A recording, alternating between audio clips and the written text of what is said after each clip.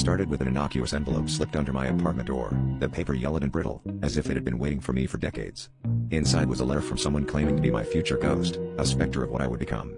At first, I dismissed it as a prank, a non-attempt at a joke from a friend. But then the letters kept coming, each one more unnerving than the last, filled with cryptic warnings about choices I hadn't yet made and paths I shouldn't take. The chilling words hinted at impending doom, and as I pieced together the fragmented messages, a sense of dread began to seep into my bones. The letters described a version of me trapped in a relentless cycle of despair.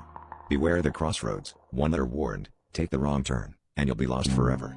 Despite dismissing these as mere fiction, I couldn't ignore the accuracy with which they predicted minor events in my life, a spilled coffee, a chance meeting with a stranger. My heart raced as the letters began to reference a date I hadn't yet reached, a date that was fast approaching. It was the same day a significant decision loomed over me, one that could alter the course of my career and personal life. As the date neared, the letters stopped being vague. They started to mention names, places, and events that were too precise to ignore. I tried to dismiss them, to fight against the creeping fear that these letters were more than a hoax.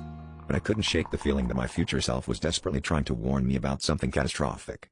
I began to lose sleep, my dreams haunted by shadows of a life spent in regret and solitude, the ghost's voice whispering warnings I couldn't fully comprehend.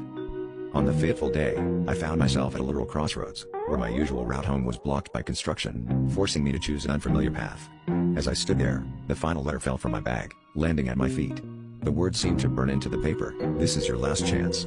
With a trembling hand, I chose the path less traveled, and as I walked, a chill swept over me. I had stepped into the unknown, but whether it was to escape a predetermined fate or walk straight into it, I couldn't yet tell.